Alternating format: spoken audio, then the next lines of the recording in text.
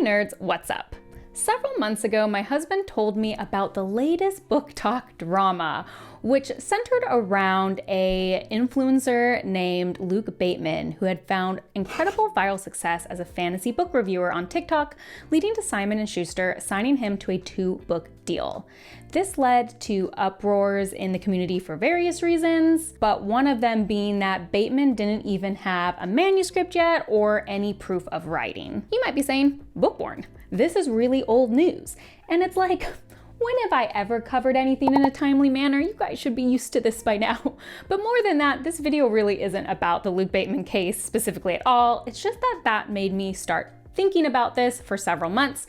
And I've really wanted to talk about changes in publishing in general and more about the uses of social media and the broader trend of publishers wanting their authors to have a social media following. For many people, this idea of influencers getting publishing deals causes an immediate negative gut reaction. The community generally doesn't like it.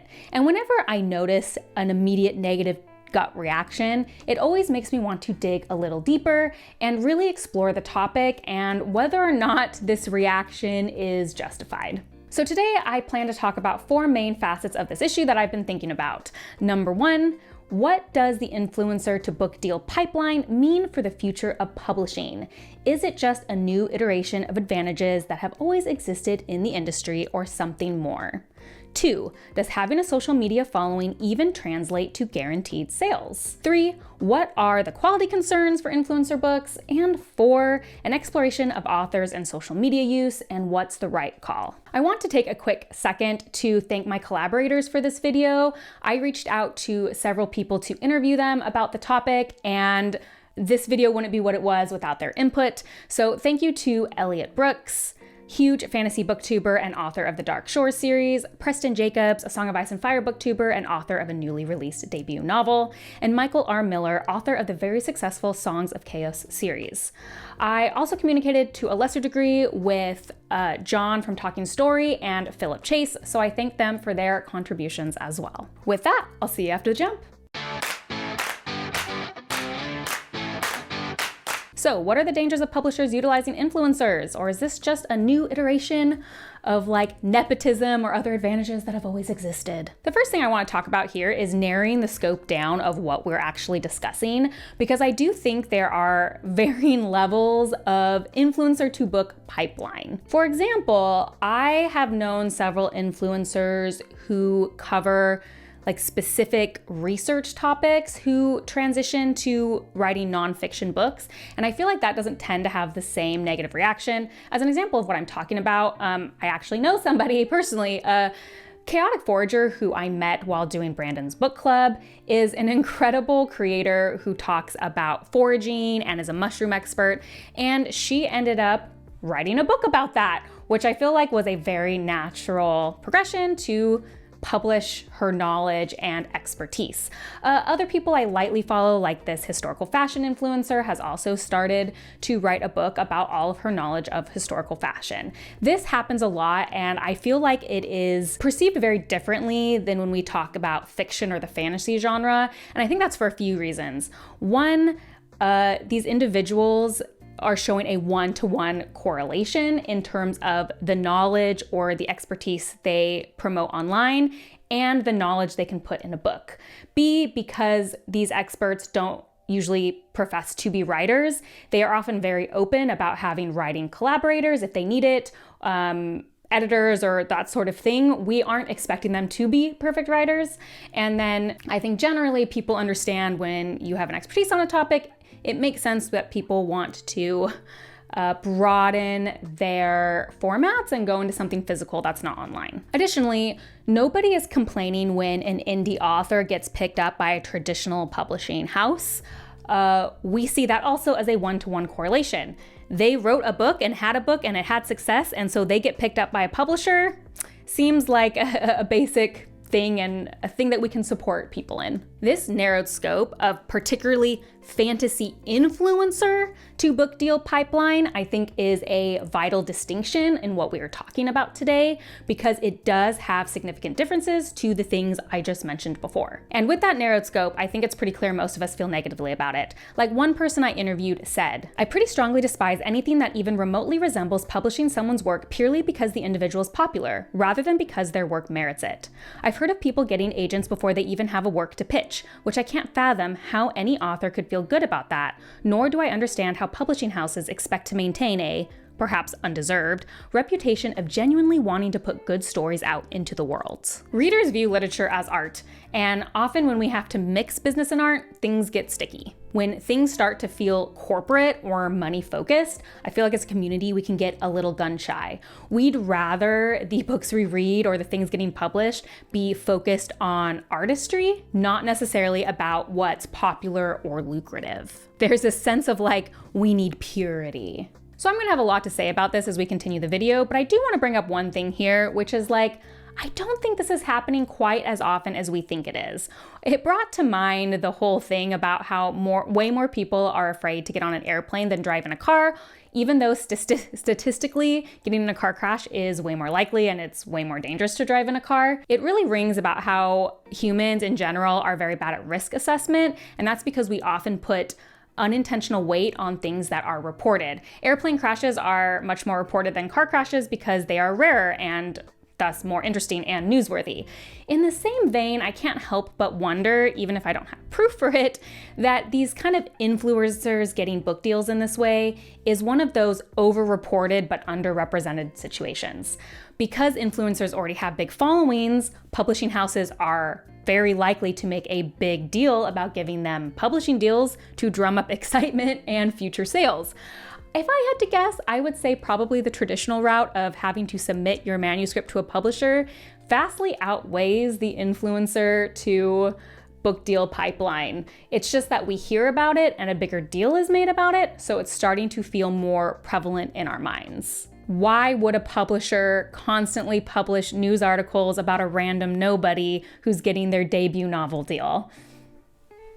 I can't prove it. I don't have numbers. I don't think those will ever be released, but I think it's a good theory. And while yes, it undeniably skeeves me out, the idea of someone getting a book deal just off their image with no writing, I don't also think this is the only way book influencers are getting deals. I'm going to talk a little later in the video about an influencer who had a published manuscript and an agent liked her and so then promoted her book to publishers, which I also think has a very different flavor than just no manuscript gets a book deal.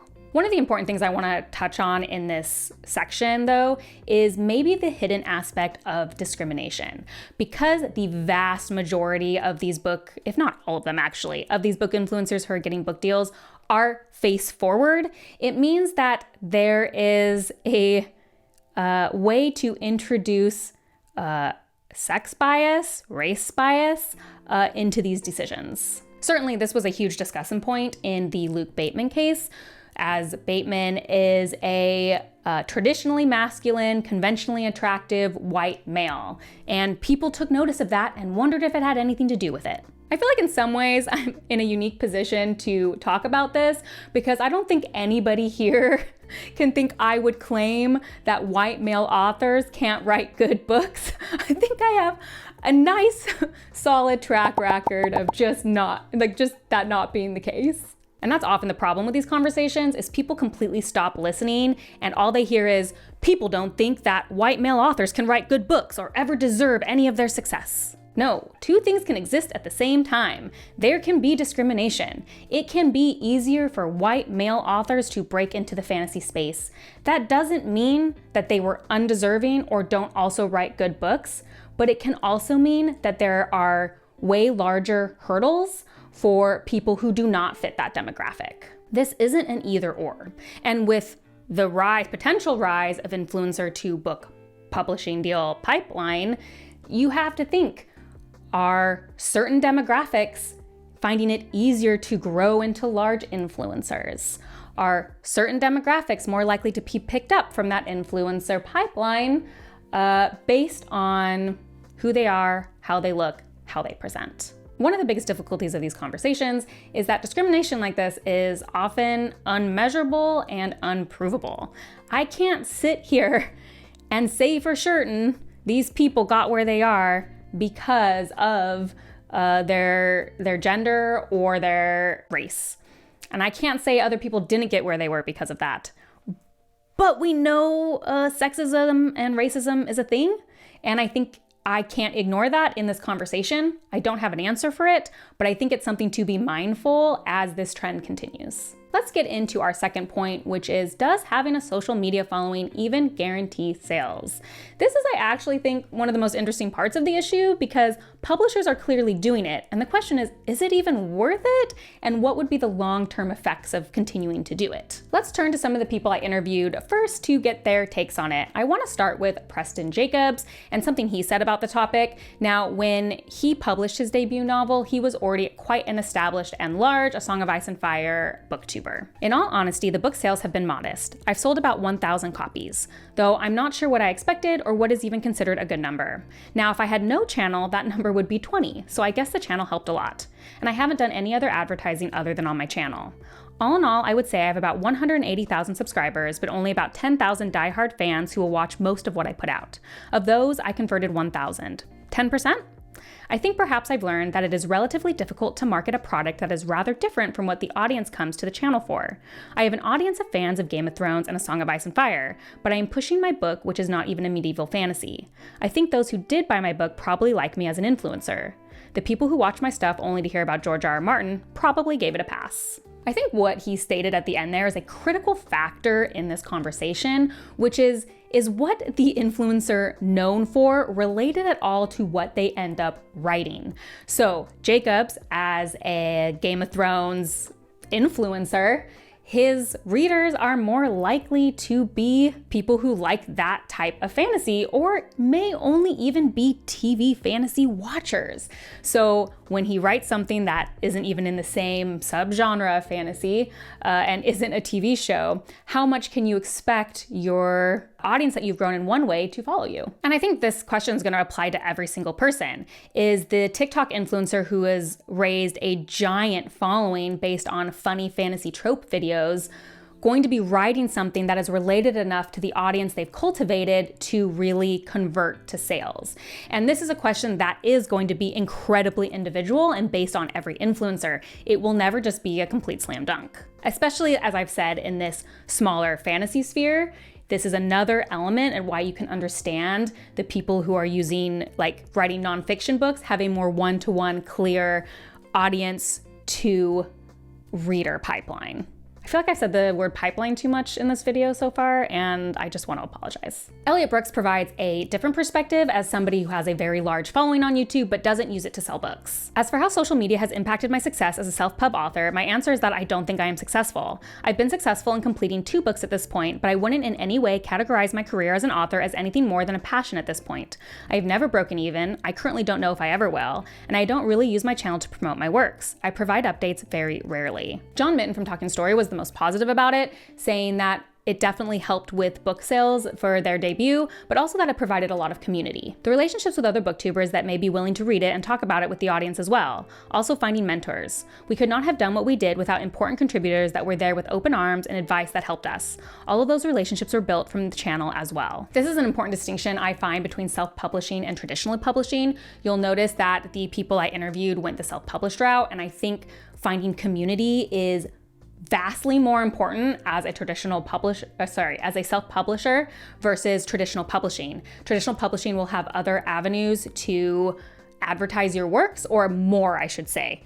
Self-publishers have other avenues as well, but traditional publishers are obviously have access to more money and more avenues. We don't know how much of a significant advantage that is in terms of influencers to authors. It muddies the water and definitely makes a one-to-one comparison difficult. Someone I follow on Instagram who is absolutely hilarious is Stacey McGowan. She has over 300,000 followers on TikTok and makes hilarious videos about fantasy tropes. Honestly, you should go watch her. They make my day. While I was following her, I found that she was getting published, and The story with her is she was actually planning on self-publishing her novel, but then was contacted by a literary agent, according to an article I read about it. I like this side because this is obviously a completely different side of this influencer to book pipeline, because she actually had something fully written before she was picked up. As the article says, after finishing the final draft of Ledge in August 2021, McEwen planned to self-publish, but before she could, Amy Collins, a literary agent at Talcott Notch, reached out. A fan of McEwen's TikTok feed, Collins asked the author to give her 1 month to find a traditional publishing deal for Ledge.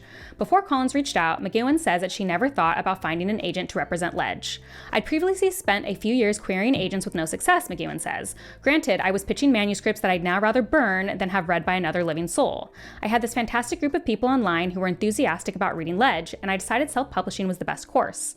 In short, I had lost faith in the idea of becoming traditionally published. I honestly didn't believe it was a door worth knocking on for me until it was. It's clear her popularity on social media was a big reason for her publishing deal. However, again, I feel like this is very different than offering someone a book deal with no proof of writing right off the bat. Not only had she created a following, but she had a full book, and an agent reached out to her and then pitched her actual writing to the publishers. Do I think her following was an aspect in why the publishers wanted her book?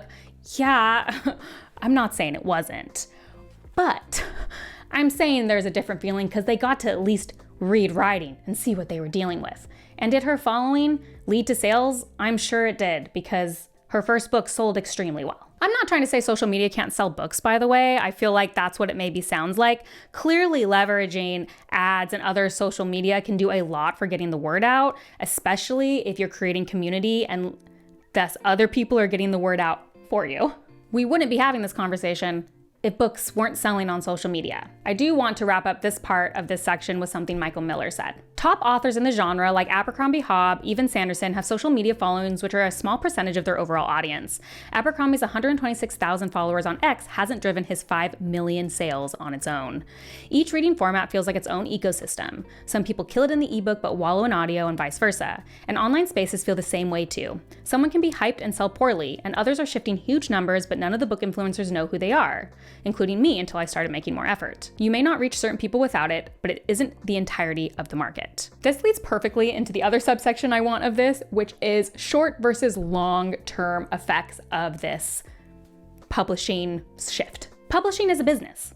Publishers want money, and they may view influencers with huge followings as an easy way to accomplish that. As we discussed, I don't always think influencers convert quite the number publishers might think, but if you find an influencer with millions of follows, converting even 1% of those to buyers of the book is an insane number. In another video, I had seen data that like less than 100 copies of books is like the average number sold. I said that really weird. I hope that made sense. There's so many books that don't sell very many. So even getting 1% of that giant audience may be enough to cover advance costs and then some, and so it's worth it, whether or not the author is good. Because ultimately, if the quality of the book isn't good, readers will fall off steeply. You really only get one. So if you give this untested influencer a book deal and they write a book and it sucks, you will probably make your money back on the first book, but you probably won't have an author really to promote afterwards if no one's going to keep buying. But like I said, it might be worth it if the first one does well enough to just have an author you can drop later. Who knows? For a bombastic example of the question of longevity in the self-publishing world, look no further than the recent controversy around Audra Winter. She's a TikTok influencer who pre-sold 6,000 books for her debut through her social media presence. It caused controversy because when the book was finally delivered, everyone hated it. Apparently it was terribly written, poorly edited, and people were not happy. It destroyed her career. Her social media career sold her first book, and she probably made a lot of money on it, but there's nothing left anymore. Now, obviously, traditional publishing can help some of these factors, as a traditionally published book is going to have more access, or at least forced access, to editors and certain quality control. So the examples probably won't be quite as huge and dramatic. But if your book is mediocre to bad, you still won't sell next copies, and traditionally published books can also be mediocre and bad. We've talked about it a little bit, but let's still move on to point number 3. Does being good at social media guarantee the book will be any good? What are the quality concerns? Honestly, I don't think there's just any correlation at all. I think you could be an influencer and write a fantastic book, and you can be an influencer and write a sucky book. I don't think there's a way to tell it all. Sure, somebody could go look up every influencer book and average those ratings versus the ratings of traditional path authors. But by the time you're done trying to weed out or account for confounding variables or lurking variables like dates published, trends, type of fantasy, traditional or self-published, you're gonna have no usable data left. I just don't think this is something that can be proven or disproven, other than through a gut feeling. Success and quality are things not easily measurable on any day, even if we aren't adding these extra variables. Besides, commercial success is only one variable of good. So many readers balk at the idea that something has to be a commercial success to be quality. We all have that book we love that nobody's ever heard of or read. Once again, I think this quality thing is that we can't predict is simply because there is no one-to-one correlation between being a good influencer and being a good writer. Like I said before, a lot of those expertise influencers who go to nonfiction books, there's a little bit more one-to-one correlation there, whereas being a book reviewer doesn't mean you'll be a good writer. Those are two very different things. One thing one of my interviewees brought up that I thought was a super interesting point to add to this conversation is this. The idea of someone getting an agent without writing a work further increases the chance that the influencer will turn to AI to do the work for them. There's unfortunately an ever-increasing chance that even someone who goes about things the old-fashioned way will do this as well. But agents who want to represent popularity over quality further legitimize that output and profit matter more than voice and artistry. I just thought this was really well spoken and a very interesting way to bring AI into this conversation, which is something else that authors and the community are very concerned with. I do not have answers for this. I do not have statements for that. I just think it's an interesting point to add that we can think about. Moving on to point 4, authors on social media, what's the right call? So there's a few different things I want to talk about under here. The first being that social media has a lot of uses and doesn't necessarily sell books. We've made an argument for yes and no on that, but there are other things social media can do as well, and I think Michael Miller's perspective on this one was also interesting. Crucially, I'm not out there with the expectation that I'm finding new readers per se. If that was my aim and I kept seeing no obvious change to my sales dashboard, I would despair. I treat my social media as a means to communicate to my existing readers like an alternative mailing list. With a critical mass of readers, listeners, it's important I provide updates to them, as well as discounts, promos, giveaways, and the occasional book nerd-related piece of content. I'm not there to be a personality. I'm there to let people know what's going on with my work. It does also offer a chance to touch base with other authors and booktubers, etc., for professional friendships, which I value for feeling part of a wider community and have people I can talk shop with. He then went on to mention a few specific names that I'm going to admit here, but I'm going to keep the overall tone, but essentially he was saying an author who sold in the 7 figures of books now has less than a 30K following on Instagram, whereas another author who has really struggled and barely sold anything has over 50,000 followers. And then he went on to say there are many such examples, even authors who have 0 social media presence and have sold very well. And you can see this even in people who are known for their social media followings. One person I would love to know numbers on, or their predicted numbers on, is Brandon Sanderson, since he is one of the biggest traditionally published authors that is known for being incredibly active on social media. Again, his social media numbers do not reflect at all his readership base. He has a huge readership base. So I would love to know if they really do feel like that social media presence directly gains new readers, or if it's more creating a huge and connected community of readers, and those readers are the ones pulling in new readers. Does it make sense the way I said that? I think Sanderson's Cosmere community is one of the intensest, biggest communities that have really banded together, and a lot of it is because of how open Sanderson has been on social media with his fans, creates very diehard fans. So I guess my question is it the social media itself, or is it the way it creates community that fans bring in others? That's the best I can explain. I hope you get it. Something else I want to cover in this section that is a different track is there a concern if all of our online book reviewers start becoming authors as well. To be clear before we continue with this line of thinking, this is not a call out to anyone specific. I think it is an incredibly natural progression for somebody who is passionate enough about fantasy books to want to talk about them online, to also be the type of person who has always been interested in writing them. It is very common for people who love to read to also want to try writing. Additionally, there are a lot of people in the community who have made this transition incredibly well. This is not vague posting. I'm just asking the question. Your relationship as a reviewer changes the minute you become an author. Those people you were previously reviewing have now become your contemporaries. And that can just make things a little weird. I've talked in a previous video that it is no coincidence, in my opinion, that very few authors, except some notable exceptions, review books on Goodreads unless they're giving a 5-star. You go look up a ton of popular, traditionally published authors that you read, Goodreads, you're not gonna see a lot. And this makes sense. You need to play nice in any career you're in.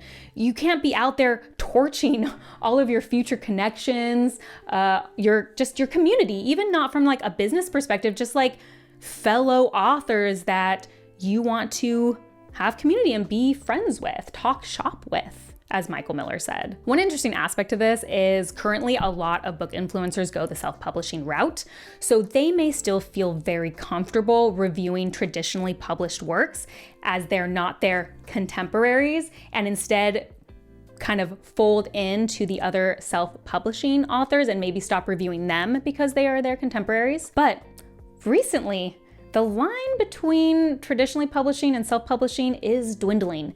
It might not be this year, it might not be in 2 years, but we are seeing a shift in the publishing industry. A bombastic and unicorn example of this would be Matt Dinniman, who is currently hybrid published. He retains his self-published rights to his audio and digital rights and is traditionally published in physical format. The line is narrowing, and as it narrows, things may get weirder in this space if all of our reviewers turn author.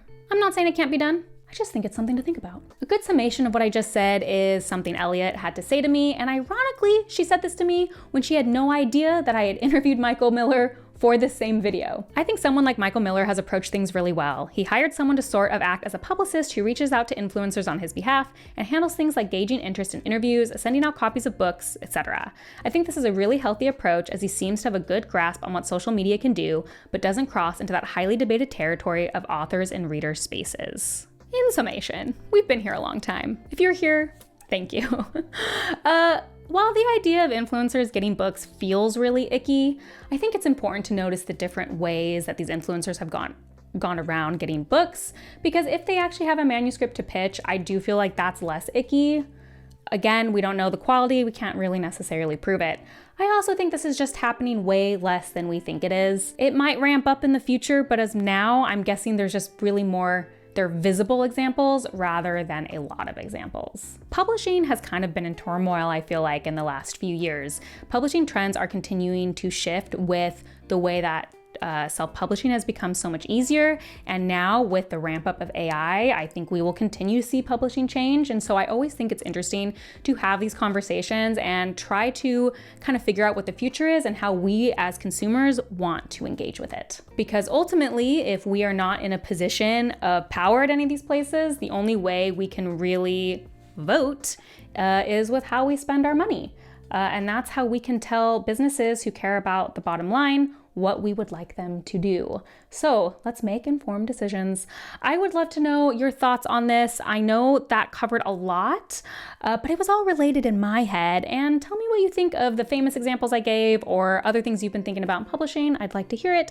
And as always, if you like these kind of deep dives, please like and subscribe. That is the best way to support me. And if you want to see other nerdy rants or what I'm currently reading, you can check me out on Instagram at bookborn.reviews. I'll see you next time. Bye.